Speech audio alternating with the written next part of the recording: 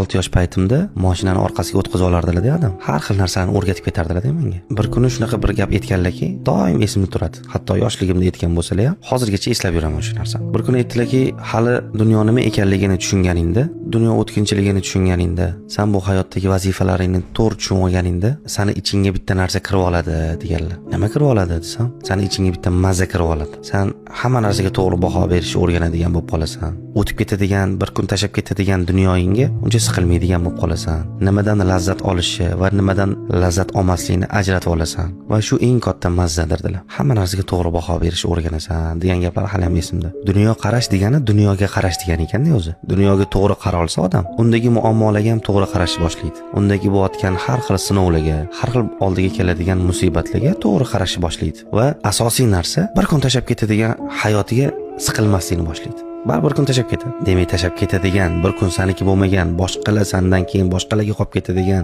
hayot uchun inson siqilib o'zini